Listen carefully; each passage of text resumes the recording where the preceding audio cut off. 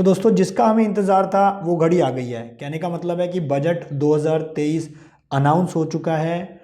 अब बात करते हैं कि इसके अंदर जो चेंजेस आए हैं इनकम टैक्स को लेकर, क्या फ़ायदे की बात हुई है, क्या नुकसान की बात हुई है, पूरा डिटेल में समझाने जा रहा हूं दोस्तों वीडियो में। तो वीडियो बहुत ज़्यादा इंपॉर्टेंट होने वाली है, वीडियो स्किप नहीं करना है, एंड तक देखना है।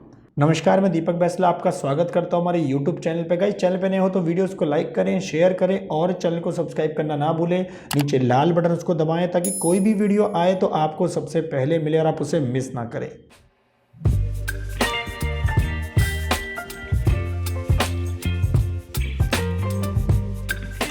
अब बात करता हूं जो बजट 2023 के अंदर इनकम टैक्स को लेके जो जो चेंजेस हुए हैं उनके बारे में।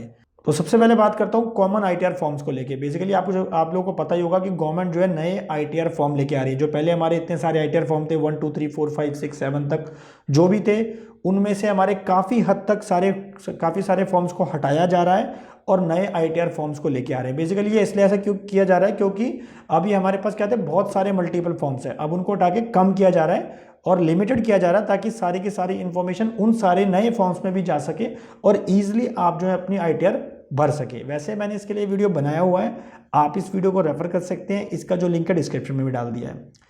दोस्तों सेकंड में चेंजेस की बात करता हूं। जो बजट 2023 में अनाउंस हुआ है इनकम टैक्स में प्रिजम्पटिव टैक्सेशन को लेकर, 44 एडी की जो हमारी लिमिट थी 2 करोड़ उसको बढ़ा के 3 करोड़ कर दिया गया है अगर आप बिजनेस कर रहे हैं। और अगर आप प्रोफेशनल हैं 44 एडीए में कवर होते हैं तो उसकी जो लिमिट 50 लाख थी उसको बढ़ा के यहाँ पे 75 लाख रुपए कर दिया गया है। साथ ही यहाँ पे दोस्तों कंडीशन भी है कि अगर आपको ये अवेल करना है बेनिफिट इन सेक्शंस का 44 एडी का और 44 एडीए का, तो आपका जो है 95% जो रिसिप्ट होनी चाहिए वो नॉन कैश में होनी चाहिए, यानी कि वो डिजिटल मोड में आपकी 95% के बराबर उससे ज़्यादा की रिसिप्ट होनी चाहिए। इसका मतलब 5% तक आपकी कैश में रिसिप्ट अलाउड है। थर्ड चेंज की बात करता हूं जो कि बहुत ही ज़्यादा इंपॉर्टेंट है, जिसका लोग इंतज़ार कर रहे थे कि जो टैक्स रिबेट है, टैक्स रिबेट यहाँ पे बढ़ा दी गई है, 7 लाख रुपए कर दी गई है 5 लाख से। लेकिन आपको ध्यान रखना है कि ये न्यू टैक्स रिजाइम के अंदर एप्लीकेबल है। जो न्यू टैक्स रिजाइम लोग फॉलो कर रहे हैं, अब आपको पता होगा कि न्यू टैक्स रिजाइम के अंदर क्या होता है कि आप डिडक्शंस जो आपने करी हुई है चैप्टर 6A की जो 80C के जो बेनिफिट्स हैं, बाकी जो अदर डिडक्शंस हैं उनका बेनिफिट आप नहीं ले सकते हो, तो वो हमारी न्यू टैक्स रिजाइम है। तो इसी की जो लिमिट है, जैसे आपको पता होगा कि हमारी 5 लाख तक पहले जो इनकम थी वो क्या थी, उस पर कोई टैक्स नहीं था। बेसिकली टैक्स तो था लेकिन गवर्नमेंट ने उसके अंदर 87A की रिबेट दे रखी थी कि भाई आपका जो टैक्स लगेगा हम उसको माफ कर देंगे, उसको लेंगे नहीं अगर 5 लाख तक इनकम है। तो उसी को बढ़ा के अब यहाँ पे 7 लाख रुपए कर दिया गया है, यानी कि 7 लाख रुपए तक की अगर आपकी इनकम है किसी की भी तो कोई टैक्स आपको नहीं देना है। 7 लाख रुपए की इनकम पे कोई टैक्स नहीं देना है। लेकिन ध्यान रखना है कि ये न्यू टैक्स रिजाइम वालों के लिए ये जो लिमिट है वो एप्लीकेबल है। चौथा जो कि इंपॉर्टेंट पॉइंट है, न्यू टैक्स रिजाइम के जो भी इनकम टैक्स के रेट है, जो स्लैब है, उनको चेंज कर दिया गया है।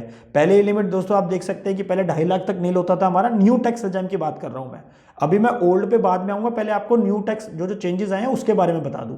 तो न्यू टैक्स रिजाइम के अंदर हमारा जो अभी स्लैब रेट है वो चेंज हो गया है। जैसे इसके अंदर 0 से 3 लाख है तो नील कर दिया है, 3 से 6 लाख है 5% कर दिया है। पहले क्या था, 0 से 2.5 लाख तक नील होता था और 2.5 से 5 पे अलग होता था। लेकिन अभी क्या कर दिया है, 0 से 3 नील है, 3 से 6 5% है, 6 से 9 10% कर दिया है, 9 से 12 का अलग स्लैब रेट बना दिया है 15% है, 12 से 15 का 20% कर दिया है और 15 लाख से ऊपर का 30% कर दिया है। लेकिन जैसे मैंने बताया अगर आपकी 7 लाख तक की इनकम है तो उस केस में कोई टैक्स है ही नहीं। लेकिन अगर आपकी 7 लाख से ज्यादा की इनकम है तो फिर आपके ये सारे स्लैब रेट लग जाएंगे। तो ये आपने ध्यान रखना है, ये आपका न्यू टैक्स रिजाइम के जो है स्लैब रेट है, नए टैक्स रेट है न्यू वाले।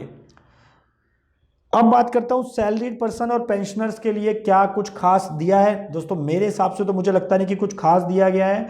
बेसिकली स्टैंडर्ड डिडक्शन जो हमारी होती थी पहले 50,000 रुपये, उसको बढ़ा के 52,500 कर दिया गया है मात्र। वो भी इसके लिए कंडीशन है, वो भी क्या कंडीशन है, 2 कंडीशन है। एक तो आपकी सैलरी 15.5 लाख के बराबर या उससे ज़्यादा होनी चाहिए, दूसरा आप न्यू टैक्स रिजाइम के अंदर आते हो। तो ये कंडीशन पहले फुलफिल होगी तो ही आप 52,500 का फायदा ले सकते हो स्टैंडर्ड डिडक्शन का। अदरवाइज जैसे पहले 50,000 का बेनिफिट मिलता था, 50,000 का ये सैलरी वालों की जो स्टैंडर्ड डिडक्शन मिलती थी। हाँ, गवर्नमेंट ने यहाँ पे सरचार्ज के जो रेट है उसको काफ़ी हद तक घटा दिए हैं, 37% से 25% कर दिया है। साथ ही अब बात करता हूँ लीव एनकैशमेंट एग्जेम्पशन की, जो कि 2002 के बाद अब जाके बढ़ी है। लीव एनकैशमेंट एग्जाम्पशन जो हमारी पहले 3 लाख होती थी उसको 25 लाख रुपए कर दिया गया है रिटायरमेंट के टाइम पे, वो भी किसके लिए, नॉन गवर्नमेंट सैलरीड एम्प्लॉयज के लिए। स्टार्टअप्स के रिगार्डिंग यहाँ पे पॉइंट डाला है, जैसे आपको पता होगा कि अगर आपकी डेट ऑफ इनकॉर्पोरेशन की जो एक्सटेंशन थी उसको बढ़ा के 31 मार्च 2024 कर दिया गया है। जैसे ये हर साल बढ़ाते हैं, अभी आपने 3-4 सालों में देखा होगा कि स्टार्टअप्स के लिए एक साल बढ़ाते जा रहे हैं, तो जो बेनिफिट है उसको फिर दोबारा से 1 साल और बढ़ा दिया है। इसके साथ ही स्टार्टअप्स, अगर आपका स्टार्टअप बिजनेस है तो जो कैरी फॉरवर्ड करने की थी बात, यानी कि आपके लॉसेस अगर आपके हैं आपके बिजनेस में, स्टार्टअप में, तो आप उनको कैरी फॉरवर्ड कर सकते हो।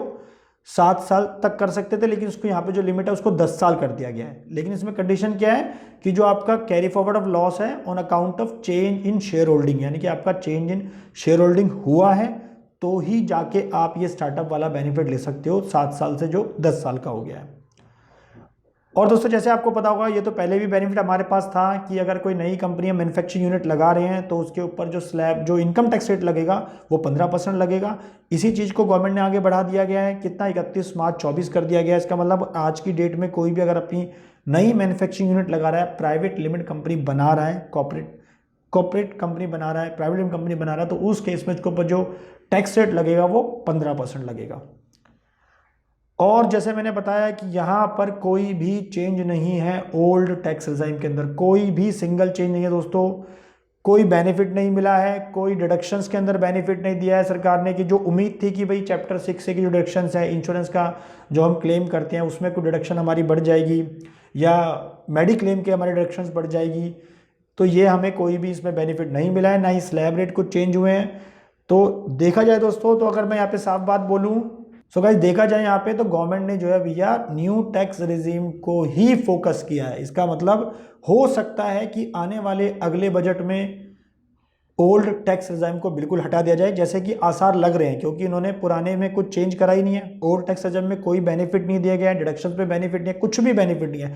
तो यहाँ पे ये पॉसिबिलिटी दिख रही है कि अब आने वाले टाइम में गवर्नमेंट जो है ओल्ड टैक्स रिजीम को हटा ही देगी और सिर्फ नेट जो आपका जो न्यू टैक्स रिजीम है वो ही रहेगा।